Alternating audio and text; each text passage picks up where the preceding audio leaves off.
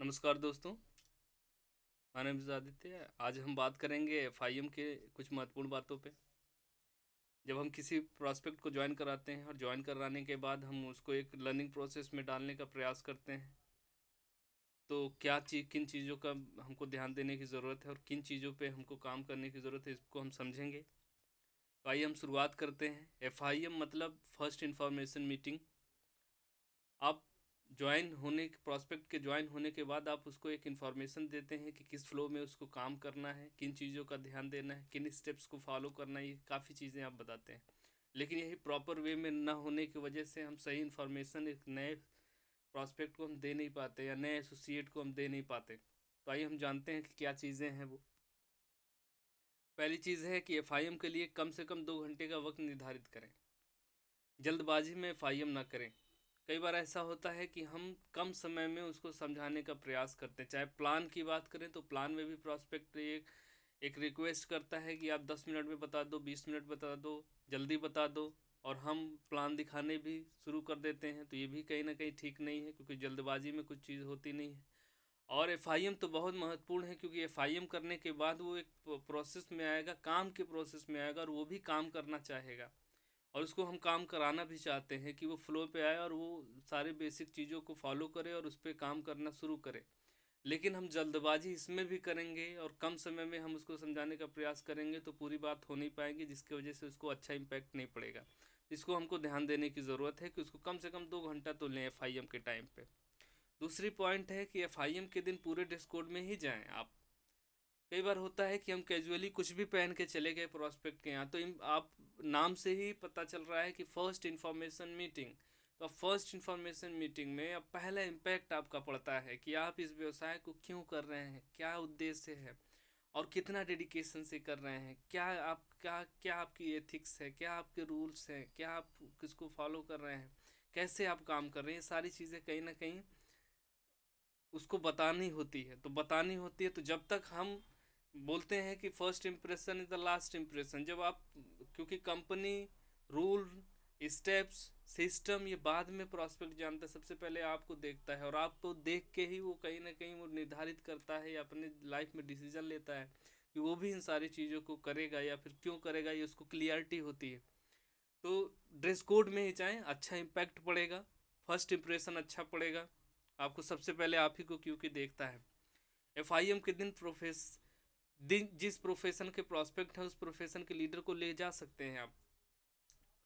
वो सफल अपलाइन हो सकता है या कर्मठ डाउनलाइन हो सकता है। सफल अपलाइन रहेंगे तो अपने बारे में, अगर उसी प्रोफेशन के व्यक्ति हैं तो उसके उससे रिलेट करने में अच्छा रहेगा। वो टेस्टमनी देंगे तो वो अपने आप को रिलेट कर पाएगा। या फिर अगर अपलाइन उनके प्रोफेशन से ना हो तो आप अच्छे किसी जो काम करता हो, जो किसी लेवल पे हो, उस ऐसे डाउनलाइन को भी ले जा सकते हैं, जिससे उसका रिलेस को रिलेट कर पाएगा अपने आप को, और उस हिसाब से वो काम करना शुरू भी कर सकता है उसको सुन के। तीसरा पॉइंट है, एफआईएम के लिए लैपटॉप भी रखें। कई बार एफआईएम जब हम जाते हैं तो शुरुआत में हमको कई सारे वीडियोस, कई बार विजन देना होता है। विजन्स की बात करें तो उसको पता नहीं है कि डायमंड क्या होता है, उसके लाइफस्टाइल क्या होती है, उसके बारे में कुछ झलकियाँ कहाँ से आया है। तो कहीं ना कहीं आदमी को बातें याद नहीं रहती, लेकिन वीडियोस या कहानियाँ याद रहती हैं। तो हमारे पास अगर लैपटॉप रहेगा तो हम अच्छे से उसको वीडियोस दिखा सकते हैं, शुरुआत कर सकते हैं, तो ये अच्छा इम्पैक्ट पड़ सकता है। चौथा पॉइंट है, एफआईएम शुरू करने से पहले प्रॉस्पेक्ट के बारे में जानकारी लें। उसके बारे में जानना भी हमारे लिए बहुत ज़रूरी है, उसकी स्थिति को समझना भी हमारे लिए ज़रूरी है, उनके सपनों को जानने का प्रयास भी करना है। क्योंकि हम ये सब सारी चीज़ें जब जानेंगे तभी हम उनसे रिलेट कर पाएंगे, और उनको कैसे पूरा करना है उस पर हम बातचीत कर पाएंगे, और तभी वो व्यक्ति आपसे कनेक्ट भी हो पाएगा। तो जो चाहिए और जो आप दे सकते हैं, अगर ये दोनों का मेल बराबर हो जाए तो कहीं ना कहीं आपका रिलेशन या कांटेक्ट या आपका कनेक्टिविटी आपकी बन जाएगी, जिसकी वजह से प्रॉस्पेक्ट ज़्यादा आपसे सहमत होगा। लास्ट पॉइंट है, एफआईएम करने से पहले डायमंड डॉक्यूमेंट्री दिखाएं। किसी भी व्यक्ति को जिसको आप एफआईएम करने जा रहे हैं उसको सबसे पहले एक डायमंड की डॉक्यूमेंट्री दिखा सकते हैं, अगर उसके प्रोफेशन से व्यक्ति है कोई, और नहीं भी है तो किसी भी डायमंड का जो सूटेबल रहे, उन डायमंड का आप एक स्टोरी, जो डॉक्यूमेंट्री बोलते हैं, स्टोरी एक बनाई जाती है, बहुत ज़्यादा नहीं, 10-20 मिनट की स्टोरीज होती हैं। तो उसको आप दिखा सकते हैं, जिससे वो लगेगा कि एक व्यक्ति शुरुआत करता है और क्या उसके लाइफ में स्ट्रगल कितना रहता है और कैसे कहाँ तक पहुँच जाता है। ये हम शॉर्ट में ही कहीं ना कहीं उसको झलकी दिखाते हैं, तो एक इमेज बनती है उसके उसके मन में या उसके दिमाग में, एक इमेज बनती है कि वो भी ऐसे कर सकता है। तो शुरुआत हम अच्छे से कर सकते हैं।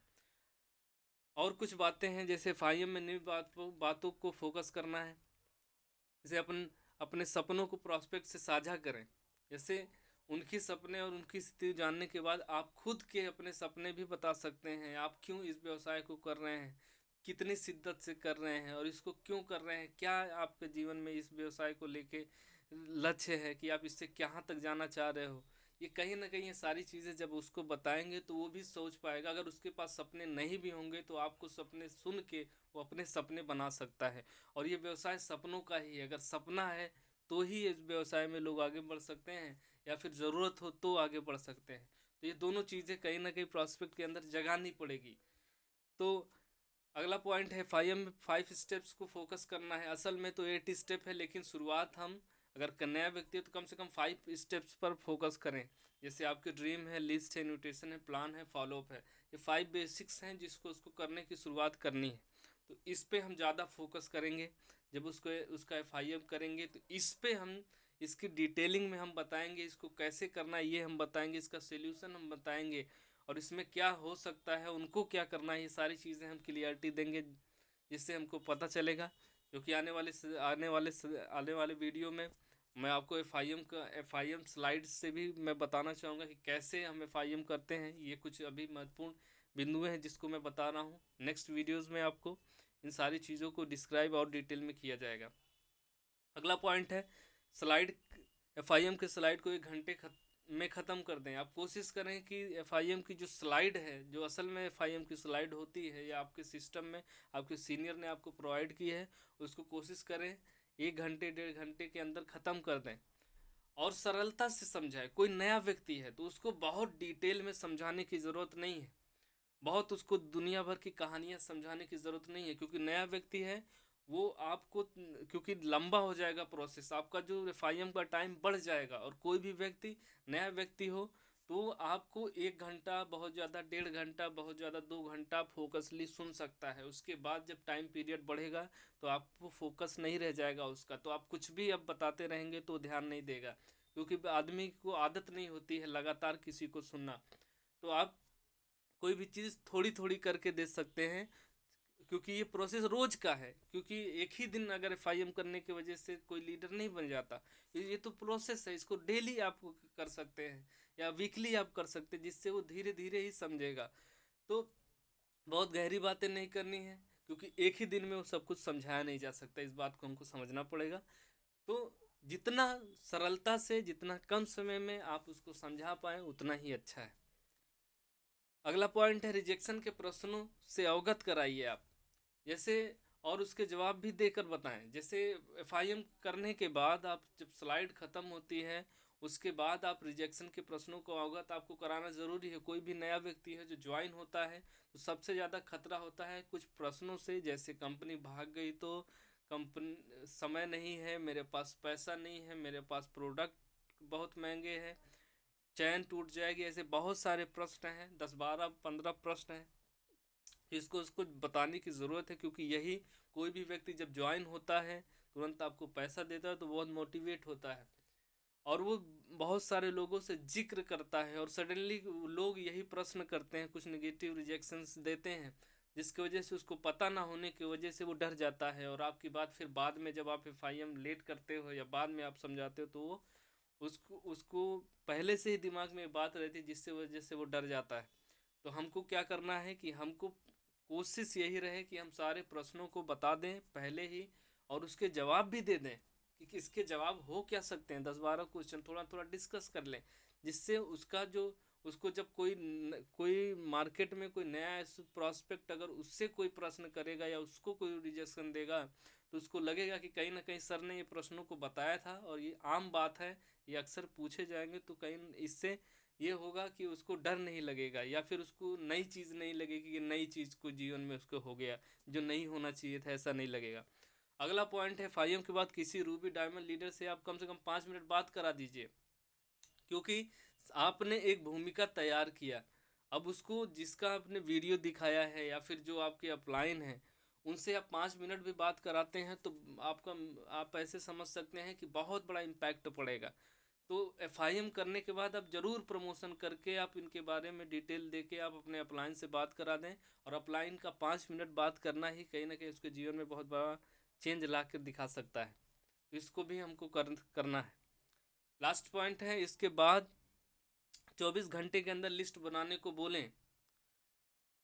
उसके बाद 24 घंटे के अंदर लिस्ट बनाने की बात कही जा रही है, ये भी बताया कि सीनियर लिस्ट ये सीनियर को 24 घंटे के बाद भेजनी है। जैसे बात कर सकते हैं कि आप प्रोस्पेक्ट को बता सकते हैं कि आप ये लिस्ट जो आपको एफआईए में बताई गई है कि लिस्ट आपको बनानी है, ये लिस्ट 24 घंटे के अंदर आपको बना के हमको रिपोर्ट करनी है, क्योंकि मुझे सर को भेजना है या अपने सीनियर को भेजना है। इससे ये होगा कि वो व्यक्ति उस बात पे सीरियस रहेगा और रातों रात लिस्ट बनाएगा, क्योंकि उसको एक जिम्मेदारी का एहसास होगा। हम अक्सर एफआईएम में बोलते हैं कि बना लीजिएगा, और बना लीजिएगा जिसकी वजह से वो बनाता नहीं है, वो कई कई महीने बनाता ही नहीं है लिस्ट। तो ये ना बनाने की वजह से कहीं ना कहीं वो सही प्रॉपर तरीके से काम नहीं हो पाता है, पर डे शेड्यूल सेट नहीं हो पाते, क्योंकि लिस्ट लिस्ट ही होगा तभी जाके हम प्रतिदिन काम कर सकेंगे। तो लिस्ट का बहुत इम्पोर्टेंट रोल है, और पेपर वर्क करना बहुत ज़रूरी है, क्योंकि पेपर वर्क करेगा तभी सर को भेज पाएगा, क्योंकि अपने अपने अपने से कॉल करके तो डेली बता नहीं पाएगा, ना आप बता पाएंगे, तो उसको भी समझ में आएगा कि पेपर वर्क करने की ज़रूरत है, क्योंकि सर को भेजना है, रिपोर्ट करना है, ये सिस्टम का रूल है। ऐसे वो समझ के वो आपको 24 घंटे के अंदर लिस्ट बना देगा। इसके बाद कमिटमेंट के लिए आप promising of success for new associate invoice को पढ़ाएं। जैसे ये एक इनवॉइस है, जिस इनवॉइस को अगर आप भर के अब उसको उससे सिग्नेचर कराते हैं तो उसको भी याद रहेगा। कुछ उसमें पॉइंट्स हैं जिसको मैं इधर अपलोड करूँगा। तो कुछ ऐसे पॉइंट्स हैं जिसको एसोसिएट की कुछ रिस्पॉन्सिबिलिटी है, जो वो अपनी सफलता के लिए उसको फॉलो करेगा, पढ़ के हस्ताक्षरित करेगा, जिससे वो कमिटमेंट उसका चेक किया जाए, चेक होगा और उसको करेगा। फिर एज ए अपलाइन हमको भी एक आश्वासन के रूप में promising of upline for me mentoring invoice पर हमको हस्ताक्षर करना है और उनको देना है। दोनों इनवॉइस की कॉपी उनको दे दें और ओरिजिनल कॉपी खुद रख लें।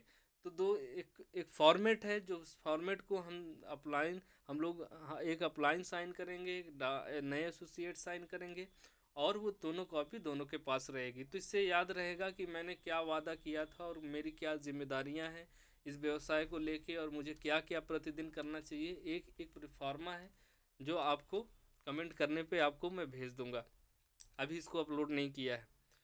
आग ही आग ट्रेनिंग संतोष नायर की उनको मोबाइल में दे दीजिए। आग ही आग मिस्टर संतोष नायर जी की ट्रेनिंग है, जो कि आपको यूट्यूब पे मिल जाएगी।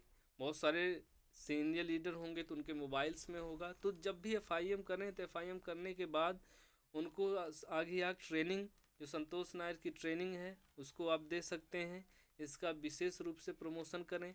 यूं ही कोई ट्रेनिंग न दें किसी को भी, जब तक आप उसके बारे में डिटेल में उसकी महत्वता को ना समझाएं तब तक किसी को कोई भी चीज़ देना, क्योंकि बिना कोई इम्पोर्टेंट बताए, बिना उसका प्रमोशन किए लोग उसको आम बात समझ लेते हैं और उसको सुनते नहीं हैं, ना उसको देखते हैं। चाहे वो किताब हो या सिस्टम के टूल हो, उसका महत्व क्या है, उसके एप्लीकेशन क्या है, जब तक आप बताएंगे नहीं तब तक वो उसके किसी काम की नहीं है। वो एक दो ऑडियो सुनेगा, उसके बाद नहीं सुनेगा। तो पूरा प्रमोशन करके ही उसको देना है, और उसके लिए भी एक समय निर्धारित करनी है कि आपको कितने दिन के अंदर इसको देख लेना है। 1 हफ्ते में, 3 दिन में, 10 दिन में आपको पूरा ऑडियो सुन के हमको रिपोर्ट करनी है, हमको बतानी है, क्योंकि उस पर डिस्कस होगी आपसे।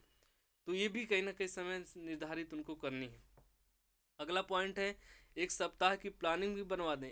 आप लिस्ट बनने के बाद या लिस्ट बनाने के साथ साथ अब उनको बता दें कि 1 हफ्ता हमारा क्या शेड्यूल रहेगा, क्या क्या हमको करना है, और क्या क्या मैं आपको सहयोग करूंगा इस सप्ताह में, और हमारा लक्ष्य क्या होगा 1 सप्ताह में। इन सारी चीज़ों को भी डिस्कस कर लें। अगला पॉइंट है, प्लानिंग के बाद कम से कम 2 सप्ताह लगातार समय देवें। नए एसोसिएट को प्लानिंग के बाद आप सारी चीज़ें सिखा दिया हैं आपने, अब वक्त है उसके साथ फील्ड में काम करने का, उसको प्रैक्टिकल में समझाने का, प्रैक्टिकल ट्रेनिंग देने का। तो कम से कम 2 सप्ताह लगातार उनको समय दें और उनका प्लान कराएं। प्लान कराएंगे तो प्लान कराने की वजह से क्या होगा, एक तो उसको प्रैक्टिकल भी समझ में आएगा, दूसरी बात वो प्लान कैसे होगा, प्लान असल में फील्ड में कैसे किया जाता है उसका भी आइडिया होगा, जिसको वो देखेगा और उसको भी लगेगा कि मुझे भी सीख सकते हैं। तो दूसरा पॉइंट है, प्लान बहुत ही सरल तरीके से दिखाना है। जैसे नया प्रॉस्पेक्ट उसको सिखाने के, हम नए ज्वाइनिंग के लिए भी हम प्लान दिखा रहे हैं, और नए लोगों को ज्वाइनिंग के लिए भी हम प्लान दिखा रहे हैं, और जो एसोसिएट है, जो हमारा नया एसोसिएट है, उसको हम सिखाने के लिए भी प्लान दिखा रहे हैं। तो दोनों चीज़ें, हम दोनों चीज़ों के लिए हम प्लान कर रहे हैं। तो कम से कम ये निर्धारित करें कि 2 हफ्ते के अंदर प्लान दिखाने का लक्ष्य लेकर चलें, कि आप नए एसोसिएट को 2 हफ्ते के अंदर प्लान सिखा देंगे या प्लान दिखाना सिखा देंगे, और सरलता से प्लान दिखाएंगे। कई बार लीडर्स होते हैं बहुत कॉम्प्लीमेटेड प्लान दिखाते हैं, कॉम्प्लिकेटेड प्लान दिखाते हैं। क्यों? ये अपने आप को शो करने के चक्कर में जो नया एसोसिएट है वो सोचता है कि यार मैं तो ऐसा प्लान कर ही नहीं पाऊंगा, और वो इसके वजह से प्लान सीखता ही नहीं है। अगर आप सरलता से प्लान अगर आप बताते हैं तो कहीं ना कहीं वो कॉपी करेगा। फिर आप थोड़ा सा लेवल चेंज करेंगे प्लान दिखाने का तो वो भी उतना कॉपी कर लेगा, और धीरे धीरे लेवल चेंज करेंगे तो वो भी मास्टर हो जाएगा। तो आप तो कई दिन काम किए हैं, कई साल से काम किए, या कई महीने से काम किए हैं, या काफ़ी दिन हुआ होगा, तब जाके वो एक शार्पनेस आई होगी। लेकिन नया एसोसिएट है, वो आपको देखेगा तो वो सोचेगा कि ये तो मैं तो कर ही नहीं पाऊंगा। तो जब ये भाव आ जाएगा तो आप सीखेगा ही नहीं, उस पर फोकस ही नहीं करेगा। तो सरलता से इसको देखना है। अगला पॉइंट है, विशेष बात आपको क्यूएससी बनने पर फोकस करना है, बनाने पर। आप जब एफआईएम कर दें, जब प्रोसेस में आ जाएं, तो कोशिश यही रहे और लक्ष्य भी यही डिसाइड करें कि हम उस एसोसिएट को कम से कम 1 सप्ताह में क्यूएससी बनाएंगे। क्योंकि क्यूएससी बनाना हमारे लिए ज़रूरी क्यों है? क्योंकि एक नया साथी है जो बिजनेस में आया है, आपके होप देने से, आपके विज़न दिखाने से, आपके सपने दिखाने से, आपको एक बिलीव देने से, तो कहीं ना कहीं वो अगर आया है, तो अगर उसको आने वाले समय में ही 1 हफ्ते में ही अगर उसको क्यूएससी बनता है, क्यूएससी मतलब अगर 5,000 6,000 का उसका चेक अगर 1 हफ्ते में बनता है, तो कहीं ना कहीं वो मोटिवेट रहेगा, और उसको लगेगा कि पहले हफ्ते में ही अगर इतना हो सकता है तो हम आने वाले समय में और भी पैसा कमा सकते हैं। एक डाउट तो होता ही है, जैसे हम बहुत सारी चीज़ें बता दें, बहुत सारे नए लीडर आप भी रहे होंगे कई बार, तो आता है कि नहीं आता, इतना तो जब तक नहीं आया था कहीं ना कहीं एक संदेह तो रहा होगा, और जब आ गया तो एक क्लियरिटी आ गई कि ये आ सकता है तो और भी आ सकता है।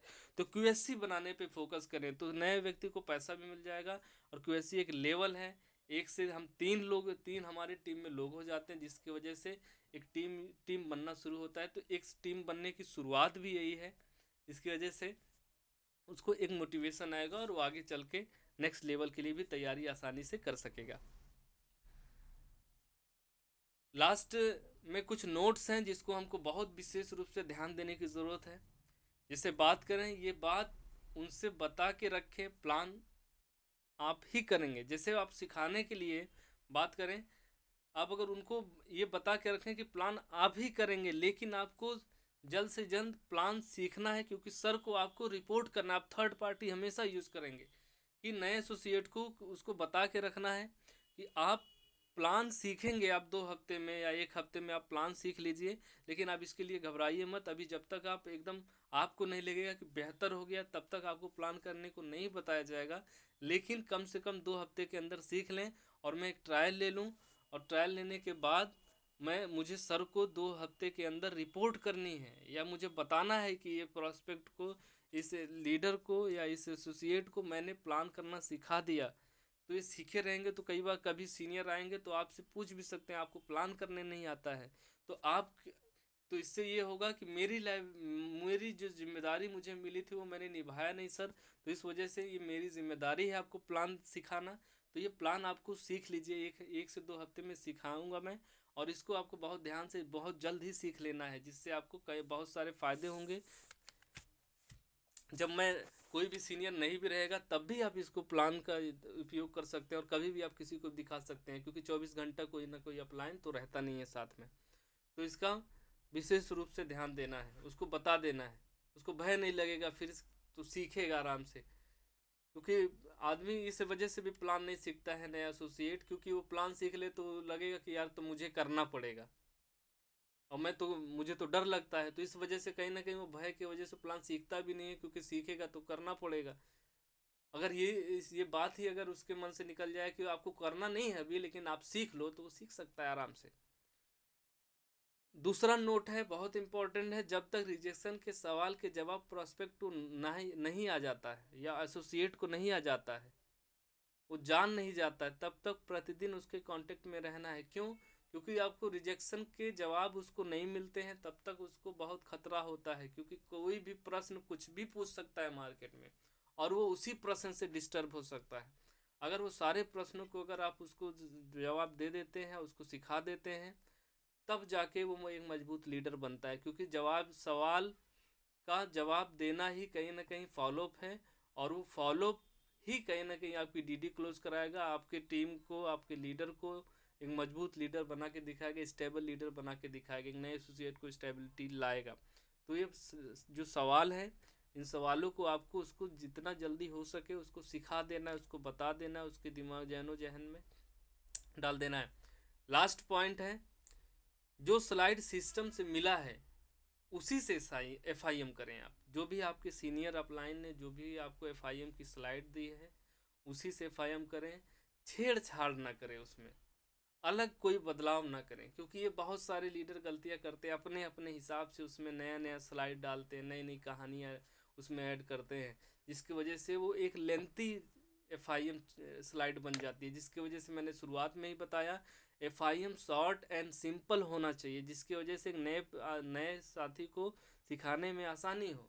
और हर फ्राइडे जो भी आपकी सिस्टम में जो ट्रेनिंग होती है, चाहे जिस दिन भी, चाहे फ्राइडे को होती है, जिस दिन भी होती है, उसको बता दें कि आपको प्रतिदिन उसमें शामिल रहना है, और मैं भी शामिल रहूँगा।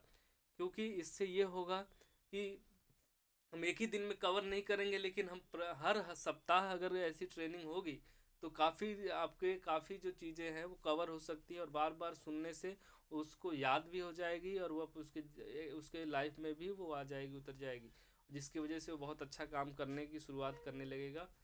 तो इतनी सी ही बात रही। इन सारी चीज़ों को अगर हम ध्यान देते हैं तो कहीं ना कहीं हमारा जो एक नया लीडर है उसको हम बहुत अच्छे से ट्रीट कर सकते हैं, और एक अच्छा लीडर बनने की शुरुआत आपके नए एसोसिएट को बनाया जा सकता है। तो इसी के साथ मैं आदित्य आप सभी का बहुत बहुत धन्यवाद करना चाहूँगा कि आप सभी ने पेशेंसफुली इन सारी चीज़ों को सुना है और आपने समय दिया है। आशा करता हूँ इन सारे पॉइंट से आपके काम में बहुत ही इम्पैक्ट पड़ेगा, और इसको आप फॉलो करके आप अच्छा एक लक्ष्य आप निर्धारित कर सकते हैं और पा सकते हैं। तो बहुत बहुत धन्यवाद, थैंक यू।